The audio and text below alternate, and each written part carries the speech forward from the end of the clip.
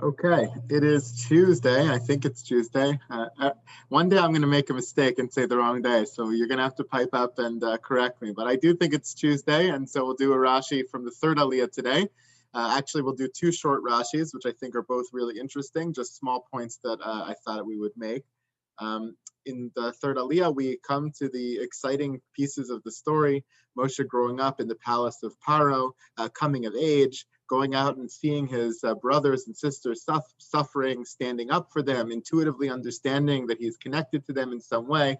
This is really the beginnings of the story of the Geula, of the redemption. It's tremendous parsha and tremendous aliyah in our parsha. So in the first pasuk, it says, "Vayhi bayamim ahem." After some time had passed, he'd grown up in the house of Paro. Vayigdal Moshe. Moshe grows up.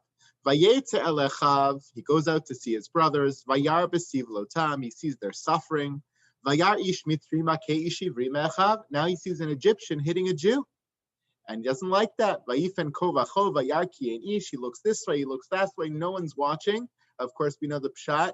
The regular meaning of the text is he looks around, makes sure no one's watching him in the physical form. But Rashi says over here that no one was destined to come out of this particular person. No progeny was destined to come out of this person that would actually help the Jewish people. So he sees there's nobody. He hits or smites or kills the Egyptian and buries him in the sand. Then the next day he goes out and he says, Shnei anashim ivrim, and he sees two Jews fighting, etc., etc. And from here, the story ensues. He goes away to Midian, and everything else happens in our parsha, which we'll come to in the subsequent days. Rashi, though, on our pasuk, comments on the word Vayigdal Moshe. Vayigdal Moshe, halok kvar kasav Vayigdal hayeled. Why does this pasuk tell us that Moshe grew up? After all, in the previous pasuk, where I have it highlighted in red, we already learned that he grew up, right? Vayigdal hayeled vativieu lebat paro vahi la levein. After he's given over to the midwife, the Jewish nursemaid, to nurse him, Hanikili v'aniatenes charech. They make a deal with this nursemaid to nurse him while he's a baby. After he's nursed, after he's weaned, the pasuk says, "Vayigdal hayeled," he grew up. Then they bring Moshe to Bat Paro, and Vahi la levein, she adopts him as a son. Vatikra Shema Moshe, gives him the name Moshe, etc. So we already learned in Pasuk Yud that he grew up. He grew up and he was taken, he was adopted by Bas Paro. So why now do we learn again, Vayigdal Moshe, that he grew up again? So Rashi points out, Amrav Yehuda bar Eli, Harishon lekoma, Hasheni legedula. Sheminehu paro abeso mipnei chachmaso. The first vayigdal, in Hebrew, there is only one word for growing, right? So that's to become big, gadal, gadol. Vayigdal hayeled. So he grows up. So the first one, says Rabbi Yehuda bar Eli, is about his age. He grows up and he was adopted by Bas Paro. The second one in our pasuk today, Vayigdal Moshe, is not that he grew up in terms of his age, but he grew up in terms of his stature, in terms of his maturity. Because he was maturing, Paro appointed him to a certain position of importance in his house. So he was bigger, he was aggrandized in some way, not necessarily in age, but in terms of stature. I thought the Rashi was interesting, really quoting from Chazal, because it points to the difference between age and maturity.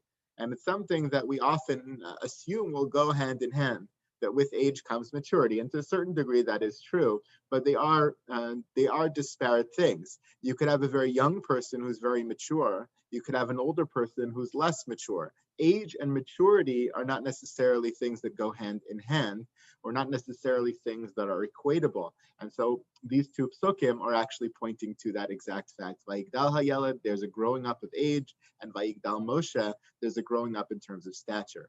And even the word that follows Vayigdal, very fittingly, is appropriate for that particular Vayigdal. The Vayigdal of age is Vayigdal hayeled.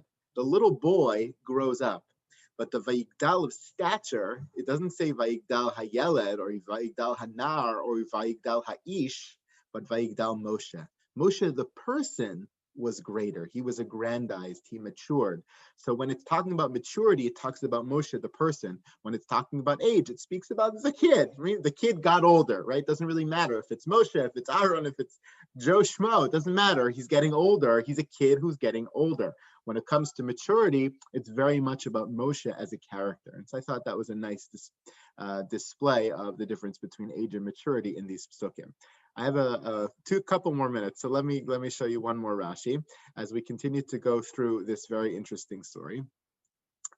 He goes out to Midian. He goes and sees the daughters of Yisro by the well, and they go back and they report this to their father. Vatomarna ish mitzri hitzilanu. They say that an Egyptian man saved us from the other shepherds.